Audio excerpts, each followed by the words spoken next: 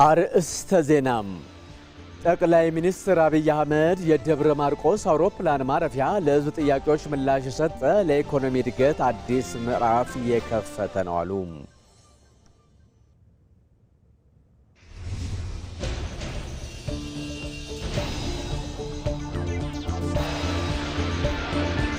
ኢትዮጵያ እየመከረች ነው በሚል መርህ በአዲስ አበባ የ5 ኪሎ ሜትር የጎዳና ላይ ሩጫ ተካሄደም።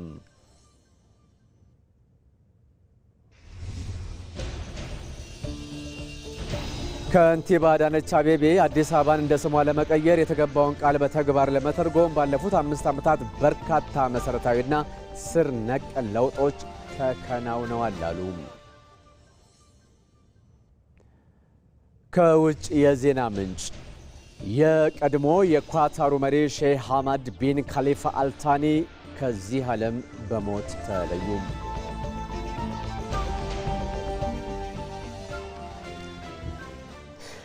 ሰላም ጤና ይስጥልን ውድ ኢትዮጵያውያን፣ ሐምሌ 8 ቀን ለኢትዮጵያ አዲስ የታሪክ ምዕራፍ የሚጻፍበት የነገዋን ሀገር በጽኑ መሰረት ላይ ለመገንባት ቃል የሚገባበት ታሪካዊ ዕለት ነው።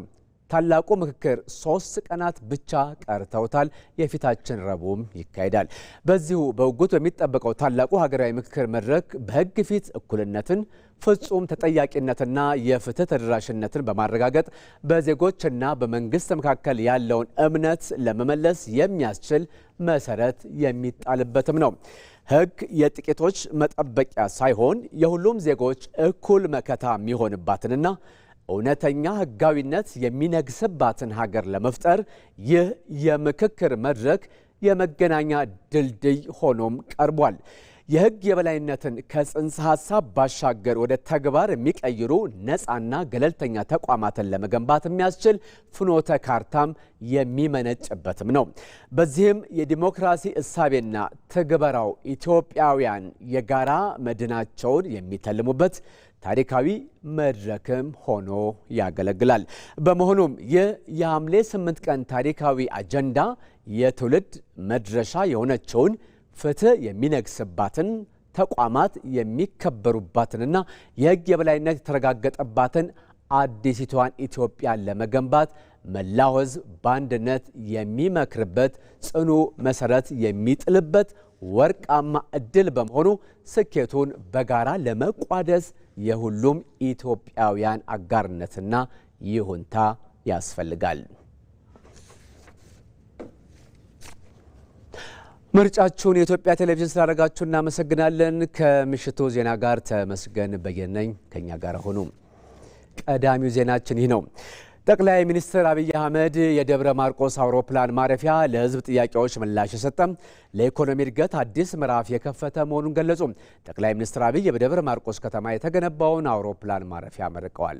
ጌታቸው ባልቻ በቀድሞ ስሟ መንቆረር የአሁኗ ደብረ ማርቆስ ብዙ የተባለላት ስመገናና ከተማ ነች። የደጃች ተድላጓሉ እንዲሁም የቀድሞው ራስ አዳል በኋላም የንጉሥ ተክለ ሃይማኖት መናገሻ የነበረችው ደብረ ማርቆስ የእውቀት ማዕከል፣ የባህልና የታሪክ ከተማ ናት። ከስልጣኔ ጋር ቀድማ የተዋወቀችው ደብረ ማርቆስ በእድገት ስማቸው ከፍ ብሎ ከሚጠሩ ጥቂት ከተሞች አንዷም ነበረች። ይሁን እንጂ ለዓመታት የሚገባትን ልማት ሳታገኝ ቆይታለች።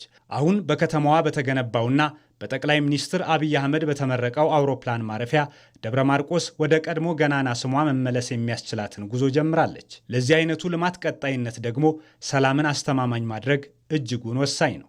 ደብረ ማርቆስ በ1951 ዓ.ም በኢትዮጵያ ውስጥ ከነበሩ ሻል ካሉ 20 ከተሞች ተወዳድራ አንደኛ ወጥታ ነበር።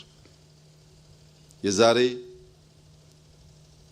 70 ዓመት ገደማ ማለት ነው። ዛሬ ደብረ ማርቆስ ከ20 ከተሞች ጋር ተወዳድራ ያንን የቀድሞ ክብሯን ለማግኘት የሚያስችል ቁመና ላይ ነች ወይ የሚለውን ጥያቄ ማንም ደብረ ማርቆስን የሚያቅ የሚወድ የሚቆረቆር ዜጋ ጥያቄ መሆን አለበት። አትመጣም ወይ ማርቆስ ከተድላው ከተማ ቢሻህ በአውሮፕላን ቢሻህ በሎንቺና የተባለላት ከተማ ናት። አሁን ሎንቺናውም አውሮፕላኑ ላለቁት ጥቂት ዓመታት ችግር ሆኖ ነበር። ዛሬ ቢሻህ በአውሮፕላን ተመልሷል። ቢሻህ በሎንችና ግን በእኛ ጥረት መመለስ ይኖርበታል። ሰላምና ልማት ጥብቅ ትስስር አላቸው። ሰላምን የሚያደፈርሱትን ለመከላከል ደግሞ በትብብር መስራት ጊዜው የሚጠይቀው ጉዳይ ነው። ደብረ ማርቆስ በወሎና በወለጋ መካከል ድልድይ ሆና ንግድን፣ ሰውን ስታስተሳስር፣ እድገት ስታሳልጥ መኖሯ የማይታበል ሀቅ ነው። ይህንን ሀቅ ማስቀጠል አቅቶን በአባይ ሸለቆ ከባቢ ወደ አዲስ አበባ አላሻግርም ያለውን ሽፍታ በጋራ ታግለን ማስወገድ ሲገባን ከዚህ ደጀን መሄድ እንዳንችል ተጨማሪ ሽፍቶች ማበራከታችን ተገቢ ጉዳይ አይመስለኝም።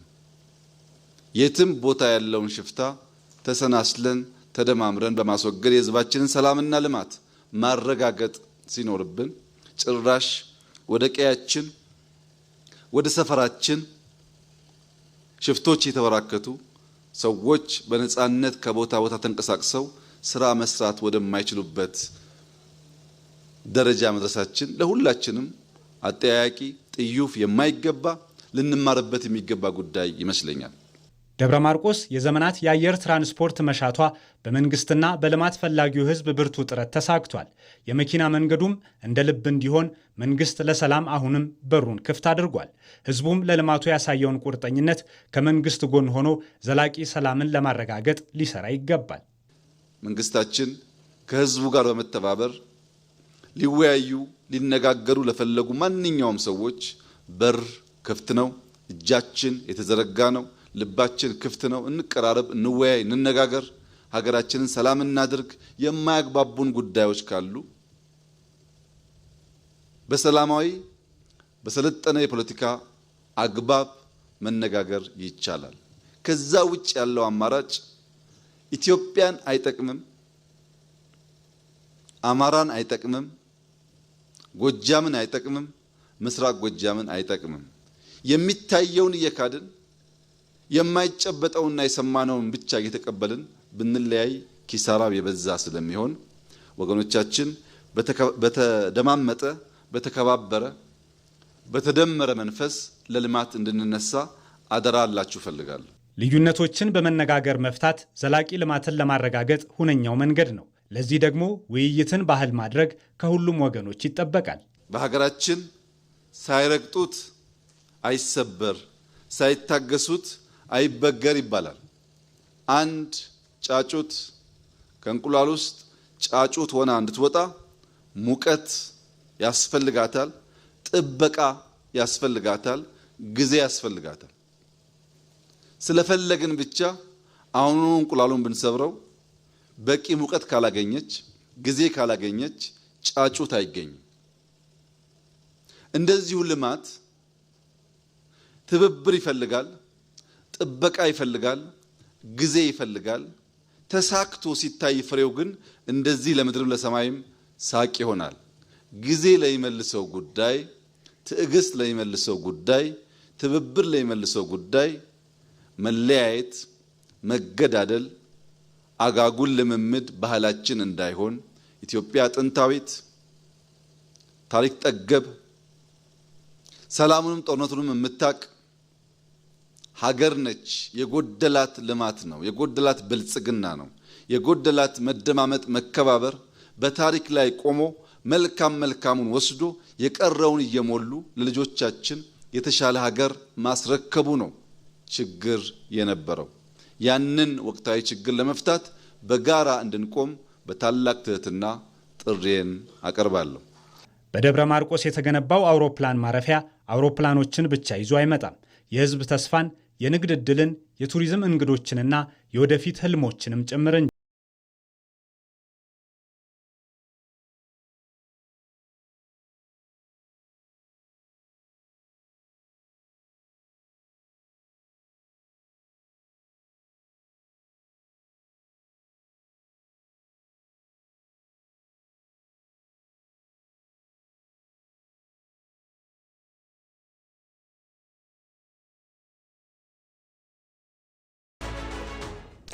በተያያዘ ዜና ባለፉት 8 የለውጥ ዓመታት በመላ ኢትዮጵያ የተገነቡት በርካታ አውሮፕላን ማረፊያዎች ከቃል መግባት ተሻግሮ በተግባር መተርጎም የብልጽግና ጉዞ ተጨባጭ ማሳያዎች ናቸው። ለዓመታት በተስፋ ቃላት ብቻ ሲንከባለል የቆየው የደብረ ማርቆስ አውሮፕላን ማረፊያ የሕዝብ ጥያቄ አሁን በመደመር መንግስት በማይናወጥ ቁርጠኝነት በተግባር ምላሽ አግኝቷል። እድሉ ፈቀደ ዝርዝሩን ይዟል።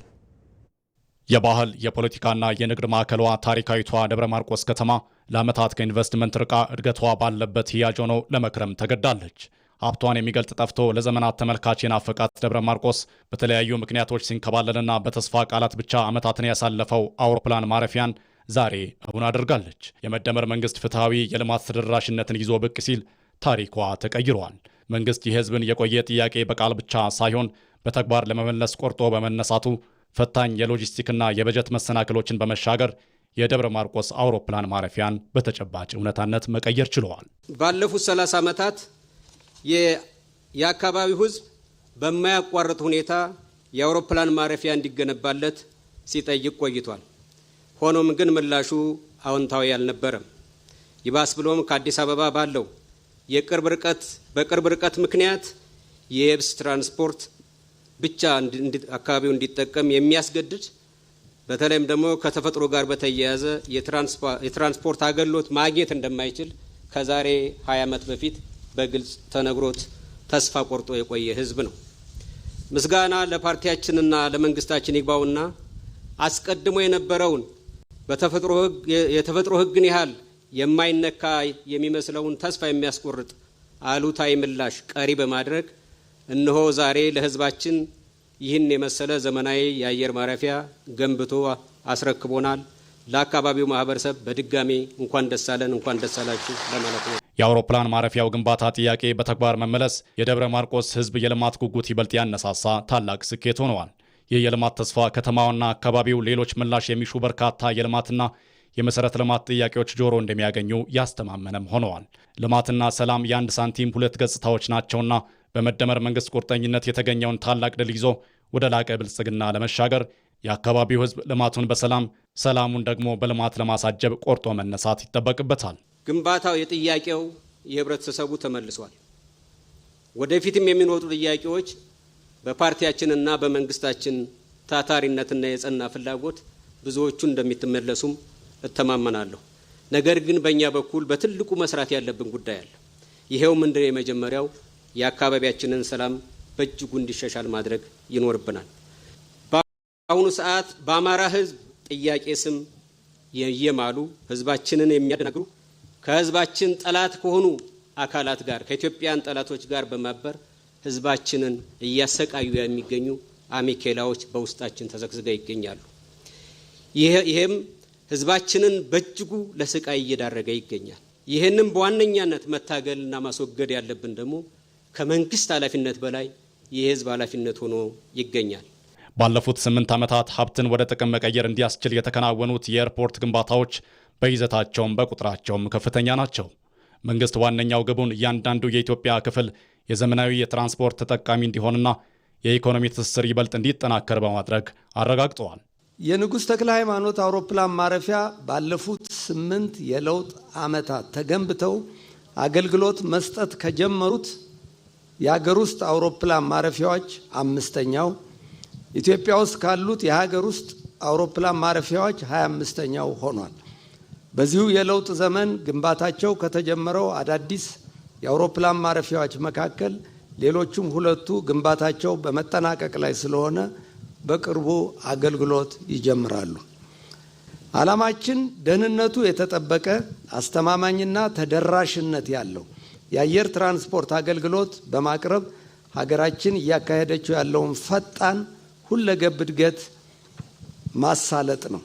የመደመር መንግስት የህዝብን የቆዩ የልማት ጥያቄዎች ለመመለስ በወሰደው ቁርጠኝነት በኢትዮጵያ የተለያዩ አካባቢዎች በርካታ የልማት ስራዎች ተከናውነዋል። እነዚህ የተመዘገቡት የልማት ድሎች መነሻዎች እንጂ መዳረሻዎች አይደሉም። የተጀመረው የተግባርና የብልጽግና ጉዞ ሰላምን መሰረት አድርጎ በላቀ ደረጃም ይቀጥላል። ከንቲባ አዳነች አቤቤ አዲስ አበባን እንደ ስሟ ለመቀየር የተገባውን ቃል በተግባር ለመተርጎም ባለፉት 5 ዓመታት በርካታ መሰረታዊና ስር ነቀል ለውጦች ተከናውነዋል አሉ። ለ2 ቀናት የሚቆዩ የአዲስ አበባ ከተማ ምክር ቤት መደበኛ ጉባኤ ዛሬ መካሄድ ጀምረዋል። በምክር ቤቱ መደበኛ ጉባኤም የ2018 በጀት ዓመት የዕቅድ አፈጻጸምና የ2019 በጀት ዓመት ዋና ዋና የትኩረት አቅጣጫዎች ውይይት ሲካሄድ ነው ያመሻው። በነገው ዕለትም የሚቀጥል ይሆናል። በዚሁ ጉዳይ ላይ ተጨማሪ መረጃ ሊያደርሰን ሪፖርተራችን ይመር አደም በቀጥታ መስመራችን ላይ ይገኛል። አመሰግናለሁ ይመር። እንግዲህ በዛሬው የአዲስ አበባ ምክር ቤት ውሎ ከንቲባ አዳነች አቤቤ በሪፖርታቸው በዋናነት ምን ነጥብ አነሱ? እንደዚሁም ደግሞ ምክር ቤቱ የከተማውን የለውጥ ጉዞ በተመለከተ እንዴት ነው የገመገመው የሚለው ነጥብ ላይ አትኩርልኝ። አመሰግናለሁ። በዚህ በአድዋ ድል መታሰቢያ በሚገኘው በዚህ የአዲስ አበባ ከተማ ምክር ቤት አዳራሽ በዛሬው ዕለት የከተማ አስተዳደሩ የ2018 በጀት ዓመት እቅድ አፈጻጸምን ከባለፉት 5 ዓመታት የስራ አፈጻጸም ጋር በማስተሳሰር ሪፖርት ቀርቦ ውይይት ሲደረግበት ነው የዋለው። ባለፉት 1 ዓመት የሚሆን በ5 ዓመታት አዲስ አበባ በአዲስ መንገድ በአዲስ መንፈስ አዲስን እንደ አዲስ በሚል መርህ በበርካታ የልማት አብዮት ውስጥ ሁና ያሳለፈችበት ዓመት ነው። አዲስ አበባ ሁላችንም እንደምናስታውሰው ጎስቋላ የነበሩ ሰፈሮቿን በኮሪደር ልማትና እንደገና አፍርሶ በመገንባት የልማት ስራዋ ገጽታዋን ቀይራለች። የመጥፎ ገጽታና የወንጀለኞች መደበቂያ የነበሩ ሻንቲ ሰፈሮች፣ የቆሸሹ ወንዞቿን በኮሪደር እና በወንዝ ዳርቻና በወንዝ ልማት ፕሮጀክትም የተቀየረችበትን ገጽታ የተላበሰችበት የልማት ጉዞዎች ነበሩ የተስተዋሉት። የአዲስ አበባ ከተማ ከንቲባ አዳነች አቤቤ በቅድ ሪፖርት አፈጻጸማቸውንም ለምክር ቤቱ ሲያቀርቡ በዋናነት ያነሱት አዲስ አበባን እንደ ስሟ ውብ አበባ እናደርጋታለን ብለን ለሕዝባችን የገባነውን ቃል በተግባር እየፈጸምን እዚህ ደርሰናል። በፈጸምነው ስራም አዲስ አበባን ለውጠን አሳምረን ውብ አድርገን ከአፍሪካ አህጉር አልፎ የዓለም አቀፍ ደረጃም የስበት ማዕከል ሆና ነው የከረመችው። በትንሹ ባለፉት በ1 ዓመታት እንኳ ወደ 220 በላይ የሚሆኑ ዓለም አቀፍና አህጉር አቀፍ ኮንፈረንሶች የተከናወኑበት ነው በዚህ በአዲስ አበባ ብለዋል በሪፖርታቸው። በዋናነትም አዲስ አበባን ስንቀይር ለነዋሪዎቿ ምቹ ለሰው ልጅ አኗኗር ዘመናዊ የሆነች ከተማና እውነተኛ የከተሜነት ኑሮ የተላበሰ ለማድረግም እሳቤን የተላበሰ ነው ብለዋል በሪፖርታቸው። እንግዲህ አዲስ አበባ ከተማ ጀምሮ የመጨረስ ተአምራዊ የልማት አብዮት ስትቆይ በ24/7 የስራ ባህል ፕሮጀክቶች ከታሰበላቸው ጊዜ ብቻ ሳይሆን ከታሰበላቸው ጊዜም ቀድሞ የመጠናቀቅ የስራ ባህል የተላበስንበት ነው ብለዋል። የዜጎችን የኑሮ ጫናም ሊያቃልሉ የሚችሉ በርካታ ዘርፈ ብዙ ስራዎች የሰሩ ናቸው። ወገንን ድጋፍ የሚሹ ወገኖችን በበጎ ፈቃድ የሚሆን በመንግስትም የቤት ልማትንም ጭምር ተጠቃሚ መሆን የቻሉበትን ሁኔታ ነው ያሳለፍነው የሚል በሪፖርታቸው አሰርፈዋል። የአዲስ አበባን የኢትዮጵያ ብልጽግና ማሳያ ትሆናለች ብለን የገባነውን ቃል በተግባር እያሳየን እዚህ ደርሰናል። እርግጥ ነው አዲስ አበባ አሁንም ከፍላጎቱ አንጻር ገና ብዙ ይቀራታል፣ ወደፊትም በቁርጠኝነት የምንሰራው ጉዳይ ነው ብለዋል። የምክር ቤት አባላትም ይህንን በአድናቆት ያዩትና የቸሩት ጉዳይ ነው። ይህ ምክር ቤት ባለፉት 5 ዓመታት ሲቆይ የከተማዋ አዲስ የለውጥ እሳቤ የሚመራበትን አዋጆችና ህጎች አውጥቶ በማጽደቅ ደረጃ ብዙ መንገዶችን መጓዝ የቻለበትና እንደ ምክር ቤት አባላትም የምንኮራበት አስደናቂ ልማትን ያየንበት ነው ብለዋል። እንግዲህ ይህ ምክር ቤት በአሁኑ ወቅት የሚያደርገው ስብሰባም የመጨረሻው ነው ማለት ይቻላል። ምክንያቱም የ5 ዓመት ቆይታው አልቆ ቀጣይ እንግዲህ አዲስ መንግስት የሚመሰረትበት ሁኔታ ነው ያለው።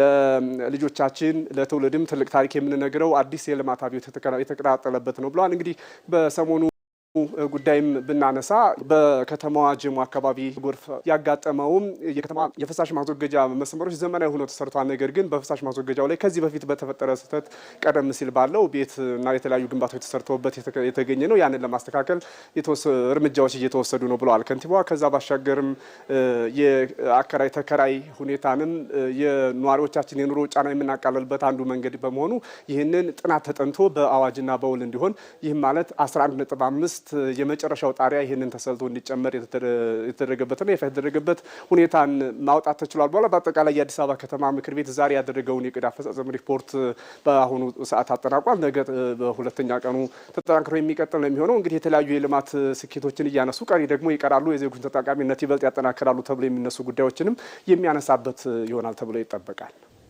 አመሰግናለሁ ይመር። የኢትዮጵያ ሀገር በቀል የማክሮ ኢኮኖሚ ማሻሻያ ውጤታማ የሆነ ነው። ሁለንተናዊ የምጣኔ ሀብት እድገትም አሳይቷል። ሰለሞን ኃይለ ኢየሱስ የሀገር በቀል ስልት ድልን እንደሚከተለው ያስቃኘናል። የኢኮኖሚ መዋቅር ሽግግር በአንድ ጀንበር አይሳካም፣ ተአምርም አይደለም። በጽኑ መሰረትና በስትራቴጂክ የሚመራ የትዕግስት ሀገራዊ ጉዞ እንጂ። እውቁ የምጣኔ ሀብት ምሁር ዳኒ ሮድሪክ ይህንን እውነት ሲያስረዱ እንዲህ ይላሉ። መዋቅራዊ ሽግግር በራሱ አይመጣም፣ ሆን ተብሎ በሚቀረጽ የኢንዱስትሪ ፖሊሲ የሚመራ እንጂ ይላሉ። ይህንን አስተያየት ተቀብለን ኢትዮጵያ ሀገራችንን ስንቃኝ ሀገር በቀል የኢኮኖሚ ማሻሻያውን እናገኛለን። የኢትዮጵያ የማክሮ ኢኮኖሚ ማሻሻያ ከዓለም አቀፍ አስተሳሰቦች ጠቃሚውን በመውሰድና ከሀገራዊ ነባራዊ እውነታ ጋር በማዋሃድ የተዘጋጀ ነው። ለመሆኑ ይህ ውህደት ዛሬ ሀገራችን በአዲስ የለውጥ ምህዋር በልበ ሙሉነት እንድትገሰግስ እንዴት አስቻላት? ቆይታችን በትንታኔ ይመለከተዋል።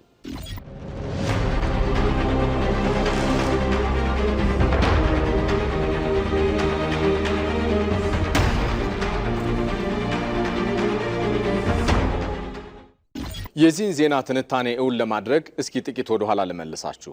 የውጭ ምንዛሬ እጥረት፣ ከፍተኛ የብድር ጫናና የኮንትሮባንድ ንግድ ኢኮኖሚውን ለአደጋ አጋልጠውት የቆዩ ስር የሰደዱ ተግዳሮቶች ነበሩ። ሀገራችን በዓለም አቀፍ የዋጋ መዋዠቅና በጂኦፖለቲካዊ ጫና ውስጥም ነበረች። ዛሬ ግን ታሪክ ተቀይሯል። ኢትዮጵያ ማዕበሉን ተቋቁማለች። ሀገራዊ የማክሮ ኢኮኖሚ ሪፎርሟንም በተሳካ ሁናቴ እያከናወነችና ውጤትም እየታየባቸው ቀጥለዋል። አሁን የኢኮኖሚው ምሰሶች ታድሰዋል። በግብርና፣ በኢንዱስትሪ፣ በማዕድን፣ በቱሪዝምና በቴክኖሎጂ ዘርፎች መሰረተ የሚባሉ ለውጦች በአገር አቀፍ ደረጃ ተመዝግበዋል። እነኚህ ለውጦች የቆዩ መዋቅራዊ ስብራቶችን በመጠገን አዲስ ብሩህ ተስፋንም ፈንጥቀዋል።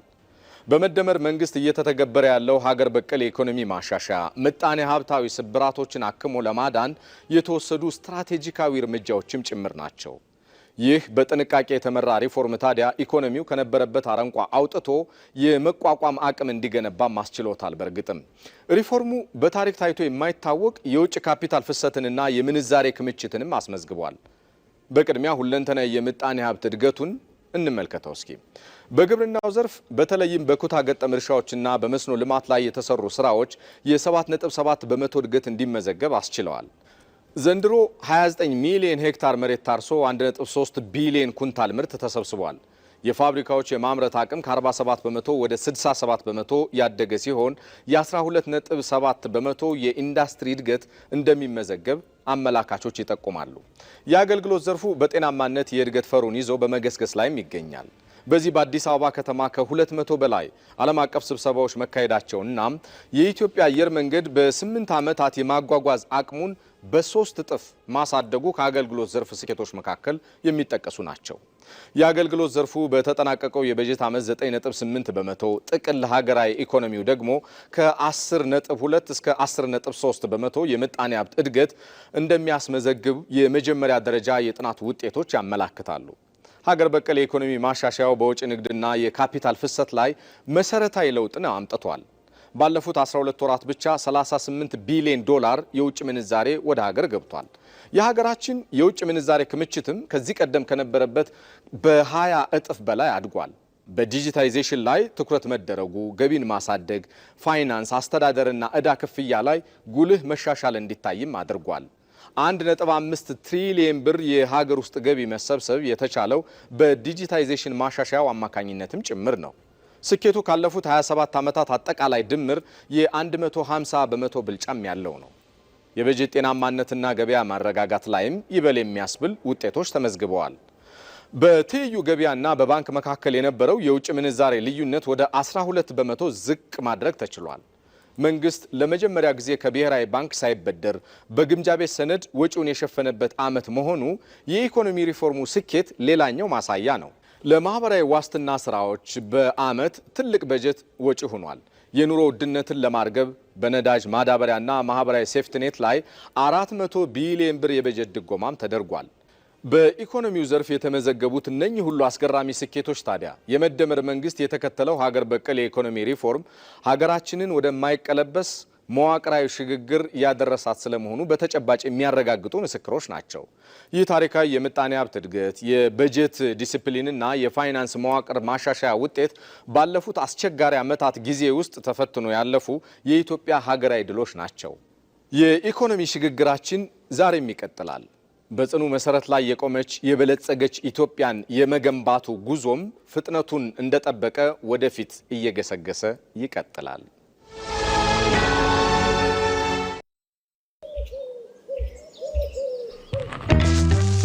ቆይ አንዴ እንዳትሄድ ጠብቀኝ። የሲቪ ቪዛ ካርድ አዝዤ መምጣት ብቻ ነው።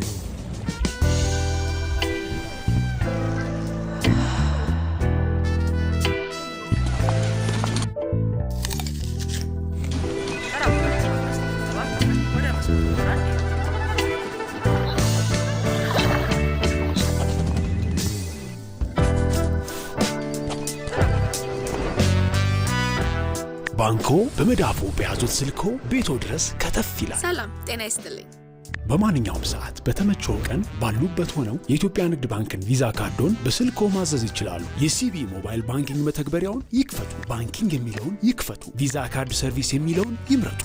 ይፈልጉ ምትክ ወይም አዲስ መጠየቅ። የካርዶን አይነትና የሚወስዱበትን ቅርንጫፍ መርጠው ያረጋግጡ። ባንክ የሚመጡት ካርዶን ለመውሰድ ብቻ ነው። አሁኑኑ ያመልክቱ። በፍጥነት ካርዶን ይውሰዱ። የኢትዮጵያ ንግድ ባንክ፣ ሁሌም የሚተማመኑበት ባንክ። ክቡራን ተመልካቾቻችን ጠቅላይ ሚኒስትር አብይ አህመድ በደብረ ማርቆስ ከተማ የተገነባውን አውሮፕላን ማረፊያ በዛሬው ዕለት መርቀዋል። ከዚህ የምረቃ ስነ ስርዓት በኋላም በደብረ ማርቆስ አውሮፕላን ማረፊያ አካባቢ አረንጓዴ አሻራቸውን አኑረዋል። በአካባቢው ማህበረሰብ ዘንድም እውቅና ተሰጥቷቸዋል፣ ሽልማትም ተበርክቷቸዋል። ይህንኑ ስነ ስርዓት እንከታተል።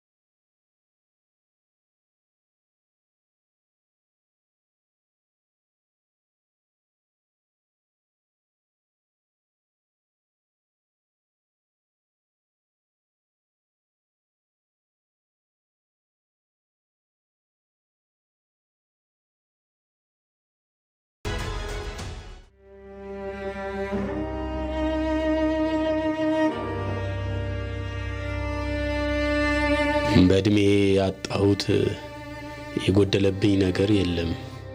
ስለ ኢትዮጵያ ሳስብ ግን ቁጭ ብለን ባለመነጋገራችን ስንቶችን አጣን። ስንት ሀብትና ንብረት ወደመ። ሀገሬ ስንትና ስንት ዕድል አመለጣት።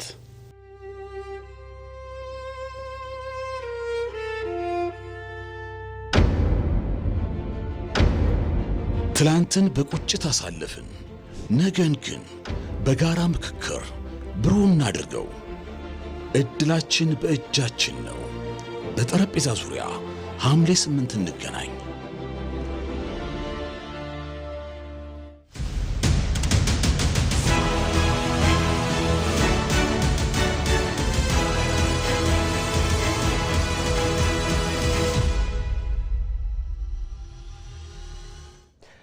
ታላቁ ምክክር 3 ቀናት ብቻ ቀርተውታል። በዚሁ መሰረት ኢትዮጵያ እየመከረች ነው በሚል በአዲስ አበባ የ5 ኪሎ ሜትር የጎዳና ላይ ሩጫም ተካሂዷል። ይህ የጎዳና ላይ ሩጫ ደግሞ ሀገር በምክክር ችግሮቿን እንድትፈታና የተሻለች ኢትዮጵያን ለትውልድ ለማሻገር በማለም የተካሄደም ነው። ዛሃራ መሐመድ የሀገራዊ ምክክር ሂደቱ ስኬታማ እንዲሆን በዜጎች መካከል ያለው መተባበር ወሳኝ ሚና አለው። ይህን አብሮነት ለማጠናከር ደግሞ ስፖርታዊ ውድድሮች አዎንታዊ ድባብ በመፍጠር ረገድ ያላቸው ሚና ከፍተኛ ነው። ይህንን የወንድማማችነትና የጋራ ውይይት መንፈስ ለማጠናከር ያለመውና በኢትዮጵያ ሀገራዊ ምክክር ኮሚሽን አዘጋጅነት ኢትዮጵያ እየመከረች ነው በሚል መሪ ቃል የተዘጋጀው የ5 ኪሎ ሜትር የጎዳና ላይ ሩጫ በአዲስ አበባ ከተማ በደማቅ ሁኔታ ተካሂዷል። በውድድሩ ላይ የኮሚሽኑ ከፍተኛ ኮሚሽነሮችን ጨምሮ በሺዎች የሚቆጠሩ የከተማ ነዋሪዎችና ልዩ ልዩ የማህበረሰብ ክፍሎች ተሳትፈዋል። ይህ የጎዳና ላይ ሩጫ ዋና ዓላማው በህዝቦች መካከል ያለውን አብሮነት፣ መቀራረብና የወንድማማችነትን መንፈስ ይበልጥ በማጠናከር ለሚካሄደው ሀገራዊ ምክክር አዎንታዊና ዘላቂ ድባብ ለመፍጠር እንደሆነ ተገልጿል።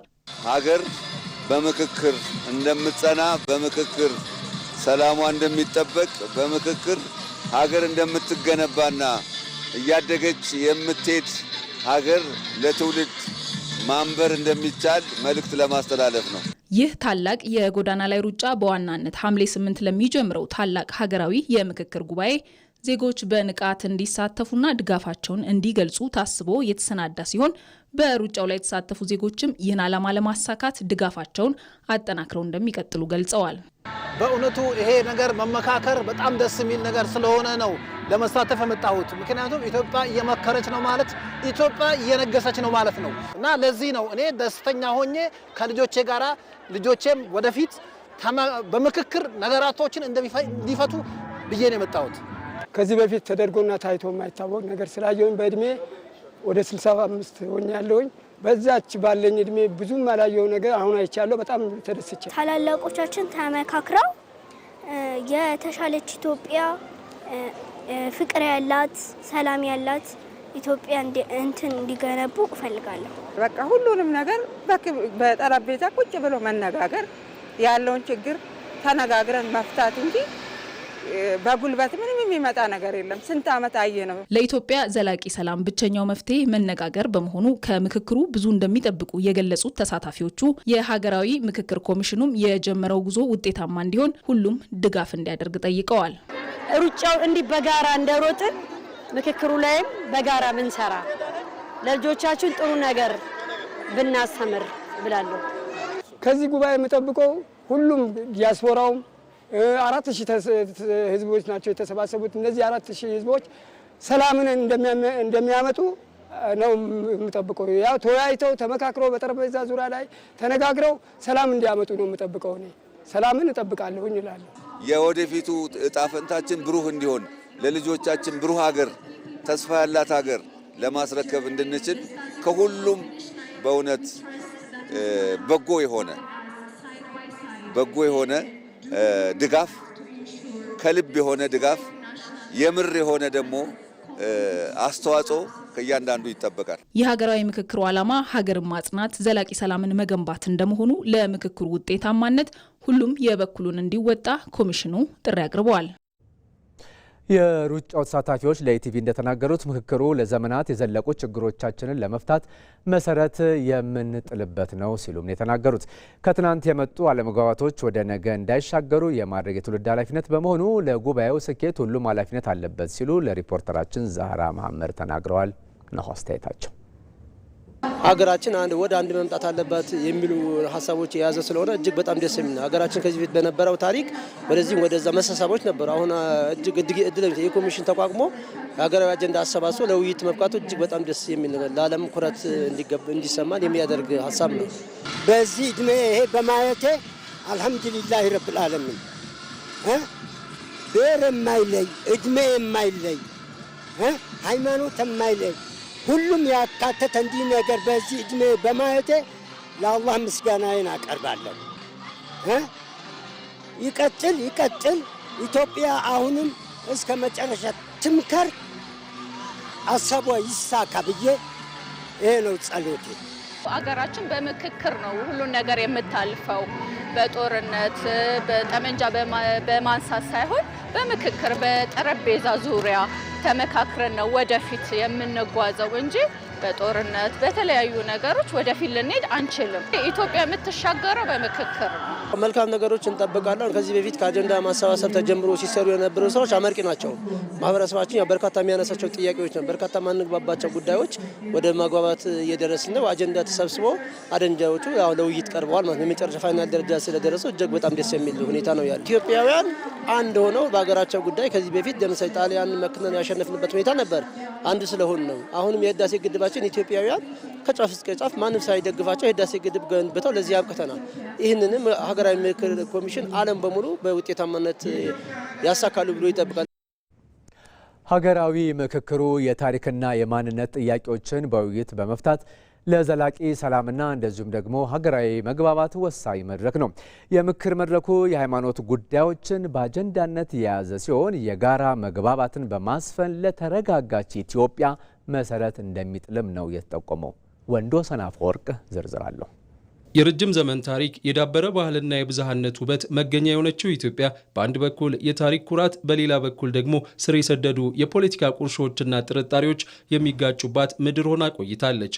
እነዚህ ያልተፈቱ የታሪክና ትርክት ልዩነቶች በየዘመናቱ እየፈነዱ ለግጭትና አለመረጋጋት ሰበብ መሆናቸው የመጣንበትን 100 ዓመት ብቻ ማየት በቂ ነው። ይህንን አዙሪት ለመስበርና አዲስ የውይይት ባህልን ለመገንባት የተጠነሰሰው ሀገራዊ ምክክር ዛሬ ላይ ትልልቅ አጀንዳዎችን በጠረጴዛው ዙሪያ አምጥቶ የጋራ ስሙሙ መፍትሄን በማፍለቅ ዘላቂ የሰላም በርን የመክፈት ተስፋ ተሰንቆበታል። ወይ ሁሉ 4000 ሰው ተቀምጦ በሚነጋገርበት ጊዜ አንዱ ስለሌላኛው ማህበረሰብ መረዳት ይጀምራል። ይደማመጣሉ፣ አብረው ያን ያህል ቀን አብረው ያሳልፋሉ። የሚደበቅ ነገር አይኖርም። ሁሉም ገበናውን ቁጭ አድርጎ የሚነጋገርበት ስለሚሆን አንድ ትልቅ ኢትዮጵያ አንድ ትልቅ ታሪካዊ ምዕራፍ እንዳለፈች ነው መቆጠር የሚኖርበት። በተለያዩ አጋጣሚዎች የሚነሱ የታሪካዊ መገለልና የልዩ ተጠቃሚነት ጥያቄዎች ለሀገራዊ አንድነት ትልቅ ፈተና ሆነውም ዘልቀዋል። አሁን ግን ኢትዮጵያ እነዚህን ቅሬታዎች አዳፍኖ ከማለፍ ይልቅ በሰለጠነ መንገድ በግልጽ መድረክ ላይ ለመወያየት የከፈተችው በር ሀገሪቱን ካለፈ የታሪክ እስረኝነት አላቆ ወደ አዲስ የተስፋ ብርሃን ያሻግራል። ይህ የሚጀምረው ደግሞ ብዝሃነትን እንደ ጸጋ ተቀብሎ የእኛነታችን መገለጫ ለማድረግ የጋራ ዝግጁነትን መፍጠር ሲቻል ነው። ይህም እርቅ ከራስ አልፎ ከሌሎች ጋር ማህበራዊ ውል መግባትን ይጨምራል። ይህ የእርቅና እውቅና የመስጠት ሂደት በምክክሩ መካተት በህዝቦችና በእምነቶች መካከል አልፎ አልፎ የሚታየውን የጥርጣሬ መንፈስ ለመስበር ትልቅ ተስፋ ሆኗል። አካሄዱ በኢትዮጵያ ምድር በይቅርታና በጋራ ስምምነት ላይ የተመሰረተ አዲስ የፖለቲካ ምህዳር ለመፍጠርም መንገዱን እየጠረገ ይገኛል። ሀገራዊ ምክክሩ ሌላው ትኩረት የሰጠው ጉዳይ በመንግስትና በሃይማኖቶች መካከል ያለውን ጤናማ ሚዛን የመጠበቅ ጉዳይ ነው።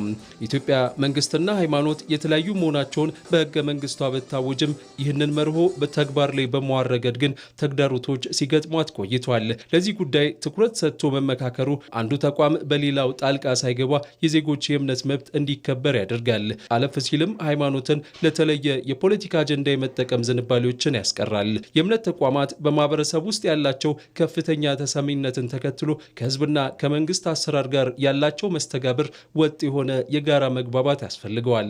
በህዝብና በመንግስት ተቋማት ውስጥ የሃይማኖት ሚና ምን መሆን አለበት የሚለው ጥያቄም በምክክሩ መነሳቱ የትኛውንም ዜጋ ያለ ማግለልና ያለ አድሎ በእኩልነት ለማስተናገድ የሚያስችል ከሃይማኖታዊ ወገንተኝነት የጸዳ አሰራርን ለማስፈንም ትልቅ መነሻ ይሆናል። ይህ መስተጋብር በተግባር ሲተረጎም ኢትዮጵያ ብዝሃነትን በአግባቡ የምታስተናግድ ጠንካራ የህግ የበላይነት ያላትና የሞራል እሴቶቿም የተጠበቁ ዘመናዊት ሀገር ሆና እንድትቀጥል ያደርጋታል። ሰላም የሚያመጣው መወያየት ነው። ሰላም የሚያመጣው መነጋገር ነው። ሰላም የሚያመጣው መቻቻል ነው፣ መረዳዳት ነው። ታዲያ ይህንን ታሪካዊ ዕድል ለመጠቀም ደግሞ ኢትዮጵያውያኑ በተወካዮቻቸው በኩል እልባት ያበጁለታል። ብዝሃነት ጸጋ እንጂ ለልዩነት ለመነቋቁር በር የሚከፍት አለመሆኑን ከመድረኩ ባሻገር አርቆ አስተዋይነት የሚጠይቀው ስነ ልቦና ይገነባበታል። የአንዱ ለሌላው ሀብቱ በረከቱ ሆኖ እንደ ቀስተ ደመና ህብር ስምምነቱን በጋራ ውል የሚያስርበት በረከቱ ከእጁ ላይ መሆኑን አውቆ ታሪክ ይሰራበታል። ህገወጡ የህወሓት ቡድን ለሰላም የተዘረጉ እጆችን ወደ ጎን በመግፋት ከታሪካዊ የውጭ ጠላቶችና ከውስጥ አፍራሽ ኃይላት ጋር በመቀናጀት የሀገርን ሉዓላዊነት አደጋ ላይ የሚጥል የሴራ ፖለቲካ ውስጥ ተዘፍቋል። የቡድኑን የጸብ አጫሪነት ተግባር ለማክሰምና እንደዚሁም ደግሞ በአካባቢው ዘላቂ ሰላም ለማስፈን የትግራይ ተወላጆችና ወጣቶች የጥፋት ኃይሉን ሴራ በማክሸፍ ረገድ በትግሉ ግንባር ቀደም ሊሆኑ ይገባል። ወንድማገኝ ኃይሉ የሰሜኑን ጦርነት ያስቆመው የፕሪቶሪያዊ ሰላም ስምምነት ለአካባቢው ህዝብ አዲስ ተስፋ ይዞ ብቅ ማለቱ ቢታወስም ያ የተገኘው የሰላም ጭላንጭል ግን አሁንም በዳግም ጦርነት ደመና እየተጋረደበት ይገኛል። ለሀገር ሰላም ሲባል የተዘረጉ እጆችን ወደ ጎን በመግፋት ህገወጡ የህወሓት ቡድን ከታሪካዊ የውጭ ጠላቶችና ከውስጥ አፍራሽ ኃይላት ጋር በመቀናጀት የሀገርን ሉዓላዊነት አደጋ ላይ የሚጥል የሴራ ፖለቲካ ውስጥ ተጠምደዋል። በተለይም ኢትዮጵያን ለማተራመስ ብሎም ብሔራዊ ጥቅምና ሉዓላዊነቷን አደጋ ላይ ለመጣል ከሚፈልጉ ታሪካዊ የውጭ ጠላቶች ጋር በጥቅም ተሳስሮ ተሳስሮ ለእነዚህ ኃይሎች እየሰራ ስለመሆኑ ብዙ ማሳያዎች አሉ። ኢትዮጵያ አለመረጋጋትን እንደ ቋሚ አጀንዳው የሚወስድ አገር አለ። ከሱም ጋር ከመስራት ወደ ኋላ አይሉም፣ አውቃለሁ፣ እየሰሩም ነው። ግን ለምሳሌ ግብጽ በግልጽ ለመናገር ሁሉ ነገር በርካሽ መፈጸም ነው የሚፈልጉትና ይህ ሰራዊት ልከው ትልልቅ ሚሳይሎች አግዘው ትልልቅ የጦር መሳሪያ አገዛ አድርገው ነው ለማድረግ የሚፈልጉት $500,000 ወይ የሆነ ጸረ ታንክ SPG-9 የሚባል ጸረ ታንክ ምናምን ሰጥተው አጋግለው እዚህ ውስጥ እንዲቀቀሉ ያደርጉና ኢትዮጵያ የምትተራመስበት አጀንዳ ኤርትራ ሴም ቲንግ ያደርጋል። የኢሳያስ መንግስት እነዚህ ሰዎች እንጂ ትግራይ ውስጥ የደረሰውን በልኩን ጥፋት የፈጸመው የኤርትራ መንግስት ነው። ሲስተማቲክ በሆነ መንገድ ትግራይን ማጥፋት አለብኝ፣ ህወሓት ነው ወደ ኋላ የመለሰኝ፣ ስለዚህ ትግራይን ወደ ኋላ መልሳታለሁ ብሎ የልማት ተቋማትን ደሊብሬትሊ ያፈረሰ ድርጅትና መንግስት ጋር ነው አብረው እየሰሩ ያለ። ህገወጡ ቡድን የሀገርን ሰላም ለማደፍረስ ሌት ተቀን ከሚሰሩ ጽንፈኛና የሽብር ቡድኖች ጋር በሚስጥር በመገናኘት ይዶለታል። ከሻዕቢያ ጋር ጽምዶ ፈጥሮ ከሱዳን ጋር ከፋኖ ጋር ከተለያዩ የታጠቁ ኃይሎች ኢትዮጵያ ውስጥ ያሉ የታጠቁ ኃይሎች ኢትዮጵያን ለማተራመስ የሚያደርገውን እንቅስቃሴ በጣም ከፍተኛ ነው። ግን ህዝቡ እየታገለ ነው ያለው ማለት የትግራይ ህዝብ ጽምዶ አለ፣ ቤተሰብነቱ አለ፣ መነጋገሩ አለ፣ የጋራ ሐሳቡ አለ፣ ሻዕቢያነቱ አለ። ስለዚህ ሻዕቢያ የካይሮ ፕሮጀክት በማስፈጸም ረገድ ኮንሲስተንትሊ ይሰሩበታል። ሰው ግን አያውቅም፣ በሚስጥር ስለሚይዙት ማለት ነው። ስለዚህ አሁን ላይ ችግር የመጣ ጊዜ ይህንን ፕሮጀክት አምጥተውታል፣ ይፋ አድርገውታል። በዛ መንገድ እየሄዱበት ነው። በዛ መንገድ የኢትዮጵያ መንግስት እናፈርሳለን ብሎ እየሰሩ ነው። በሌላ በኩል ደግሞ የኢትዮጵያን በዓለም አቀፍ መድረክ መግዘፍና መልማት የማይፈልጉ የውጭ ኃይላትን ፍላጎት ለማስፈጸም ራሱን እንደ ተላላኪ መሳሪያ እያቀረበ ነው። የሻዕቢያ የጦርነት ጥያቄን በአግባቡ የሚመልስ ፓርቲ ቢኖር ህወሓት ነው። በዚህ መካከል የጽምዶ እንቅስቃሴ ነበር። ስለዚህ የጎደለባቸውን ነገር ከሻዕቢያ ጋር ሆኖ እያሟሉ የወርቁም የጦር መሳሪያውም የሰው ንግዱም ሱዳን ላይ ያለው የሰው ንግድም እየተቆጣጠሩ ሁሉም ነገር ካሳኩ በኋላ በጉልበት ቤተ መንግስትን ተቆጣጥሮ በጉልበት ወጣቶችን ገድሎ በጉልበት ህዝቡን በታትነው ያው ዛሬ ላለበት ደረጃ አድርሰውታል። መንግስት ለሰላም ሲል እጆቹን በዘረጋበት የታጠቁ ኃይሎችን ይቅርታ ባደረገበትናም ክልሉን መልሶ ለመገንባት በሚጥርበት በአሁኑ ወቅት የህገወጡ ቡድን አመራሮች ግን አሁንም በጥርጣሬ በክህደትና በሴራ ፖለቲካ ላይ ተጠምደዋል። ታዲያ የዚህን የህገወጥ ቡድን ጸባጫሪነት ተግባር ለማክሰምናም በአካባቢው ዘላቂ ሰላም ለማስፈን የትግራይ ተወላጆች በትግሉ ግንባር ቀደም ሊሆኑ ይገባል። ሀገር ተደፍራለች። ኦልሬዲ የያዘው ቦታም አለ ራሱ ሻዕቢያ ማለት ነው። ሴኩሪቲ የራሱ ደህንነት አካላትም ትግራይ ውስጥ ገብተው እንደፈለጉ ይንቀሳቀሳሉ፣ ይወጣሉ፣ ይገባሉ።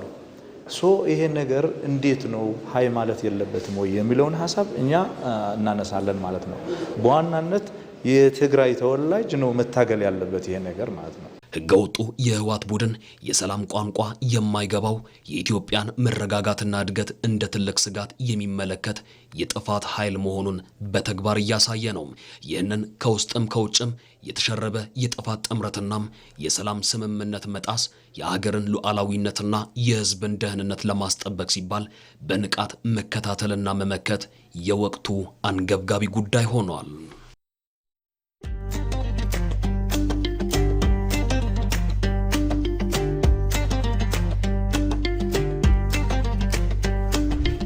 ግብርና ላይ በክላስተር ማሽን ማስፋፋት፣ መሬት ማስፋት፣ ምርጥ ዘር ማስፋት፣ ኢሪጌሽን ግድቦችን ማስፋፋት የሰራነው ስራ በጣም ትልቅ ውጤት አስገኝቷል። ዘንድሮ 29 ሚሊዮን ሄክታር መሬት ኢትዮጵያ አርሳ ወደ 1.3 ቢሊዮን ኩንታል ምርት ሰብስባለች።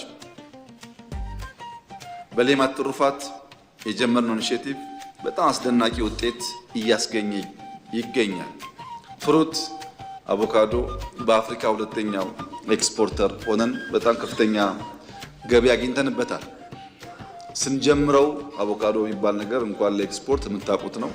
አሁን ግን ብር እያመጣ ነው። በግብርና አጠቃላይ አመጣ ነው ከምንለው ለውጥ ውጪ ኤሪያ ስፔሲፊክ ደግሞ ስንወስድ ለብዙ ጊዜ በድርቅ የምናቀው በረሃብ የምናቀው ቦረና ከፍተኛ የስንዴ ማሳ የታየበት፣ በሶማሌ በአፋር ክልል ሰፋፊ እርሻዎች የሚታዩበት፣ እርሻ ላይ አበክረን ብንሰራ ውጤት ማግኘት እንደምንችል የተመሰከረበት፣ በርካታ ግድቦች ለረጅም ጊዜ የቆሙና አዳዲሶች የጨረስንበት፣ በድምሩ የግብርና ሴክተር በዚህ ዓመት 7.7% እድገት እንደሚያመጣ ከሁሉም አመላካቾች መታየት ችሏል።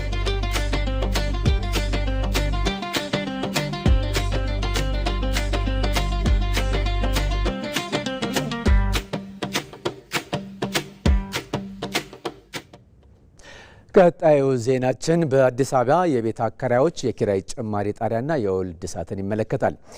በአዲስ አበባ ከተማ ከተቀመጠው የ11.5 በመቶ የቤት ኪራይ ጭማሪ ጣሪያ በላይ በሚጠይቁ ውል ሳያድሱ በሚያከራዩና በመንደር ውል ብቻ በሚንቀሳቀሱ አከራዮች ላይ እንደ ጥሰቱ ክብደት እስከ 3 ወራት የቤት ኪራይ መጠን የሚደርስ ቅጣትና የሕግ ተጠያቂነት ያስከትላል አለ የከተማዋ ቤቶች ልማትና አስተዳደር ቢሮ። የቢሮ ኃላፊ ወይዘሮ ቅድስት ወልደ ጊዮርጊስ የጭማሪ ጣሪያው የተወሰነው የከተማዋን ነባራዊ ሁኔታና የተከራዮችንም አቅም ያገናዘበ ሳይንሳዊ ጥናት ተካሂዶበት መሆኑን ገልጸው ሕገወጥ ድርጊቶችን ለመከላከል ተከራዮች ጥቆማ እንዲሰጡና አከራዮችም ገደቡን አክብረው እንዲቀሳቀሱ አሳስበዋል። ለዜናው ዝርዝር ሙሐመድ አልቃድር።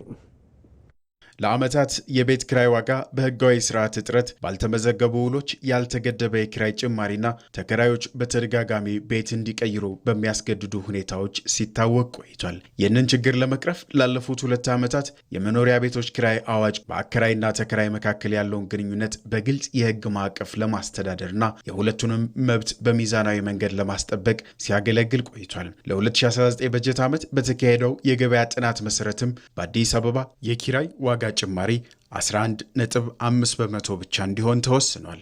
የከተማዋን ነባራዊ ሁኔታ፣ የተከራዮችን የመክፈል አቅም፣ አጠቃላይ የዋጋ ግሽበት፣ እነዚህና ሌሎችንም ታሳቢ ያደረገ 2019 በጀት ዓመት በዚህ በ11.5 ብቻ ጭማሪ እንዲደረግ አናውንስ ተደርጓል ማለት ነው። ይሄ በጎ ጎኖች አሉት፣ በጣም በርካታ በጎ ጎኖች አሉት።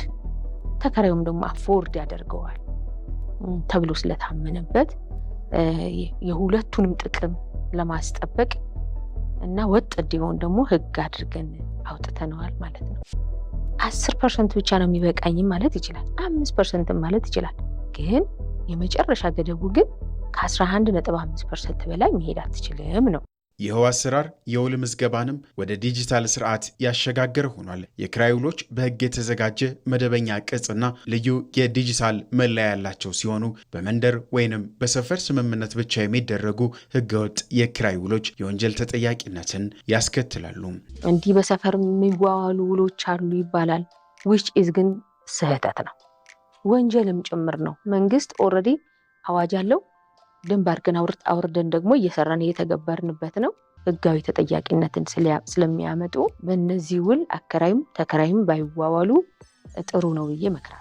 እኛ ጋር ውል ያልተመዘገበ ተከራይና አከራይ ካገኘን እስከ 2 ወር ድረስ የቆየ የ1 ወር የቤት ኪራዩን ይከፍላል።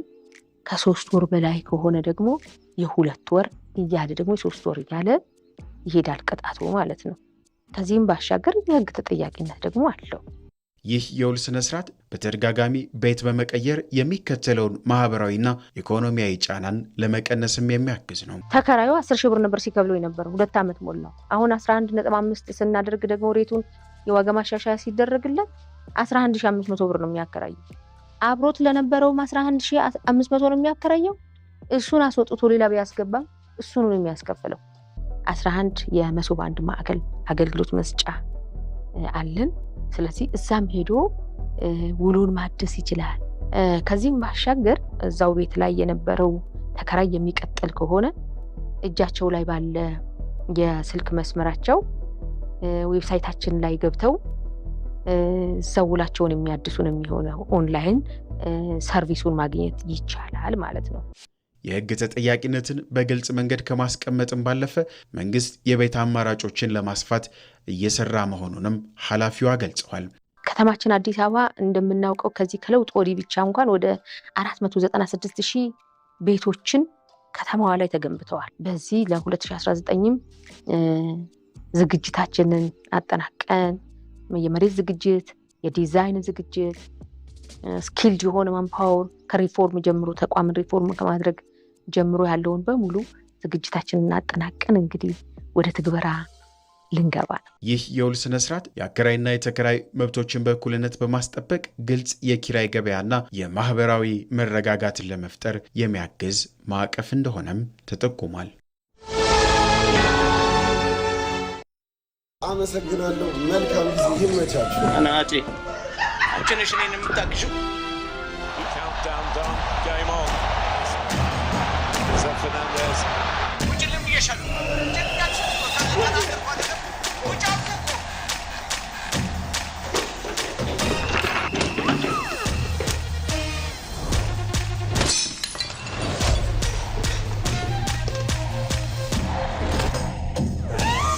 ከቤታችን በዋይፋይ ከቤት ስንወጣ በሞባይላችን በዲኤስቲቪ ስትሪም በከፍተኛ ቅናሽ እንዲሁም ጎጆና ሜዳ ፓኬጆችን በነፃ ይዞ በቀረቡ የዓለም ዋንጫ ጥቅሎች ያሻንን በመምረጥ በኢትዮ ቴሌኮም ፈጣን ኔትወርክ ፈታ ብለን የእግር ኳሱ ዓለም ኮከቦችን ፍልሚያ እንታለን። ዓለም ዋንጫን ባለንበት። በመጨረሻም ከውጭ የዜና ምንጭ የቀድሞ የኳታር መሪ ሼክ ሐመድ ቢን ካሊፋ አልታኒ ከዚህ ዓለም በሞት ተለዩ። የቀድሞ አሚር በ74 ዓመታቸው ሕይወታቸው ማለፉን የኳታር መንግስት ያስታወቀ ሲሆን ሀገሪቱን ከአውሮፓውያኑ 1995 እስከ 2013 ድረስ መርተዋል። በዛሬው ዕለት ሕይወታቸው ያለፈው የቀድሞ አሚር ሼክ ሐመድ ቢን ካሊፋ አልታኒ የሀገሪቱ እድገት ቁልፉ ሰው የነበሩ ሲሆን የዘመናዊት ኳታር አርክቴክት ተብለውም ይወደሳሉ። በእሳቸው ስልጣን ዘመን ኳታር ባለም አቀፉ ማህበረሰብ ዘንድ እውቅና ያጎናጸፋትን ፈጣን ኢኮኖሚያዊ፣ ማህበራዊና የባህል እድገት አስመዝግባለች።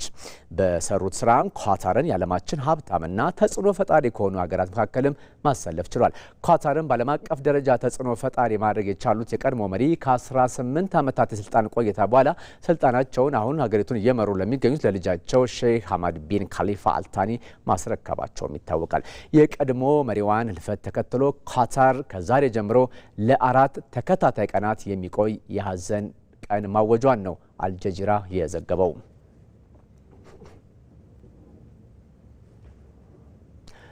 መርጣችሁን ስለተከታተላችሁን እናመሰግናለን። ከኢትዮጵያ ቴሌቪዥን የምሽቱን ዜና በዚሁ አጠናቀቅን። ተመስገን በየነ ነኝ። ሰላም።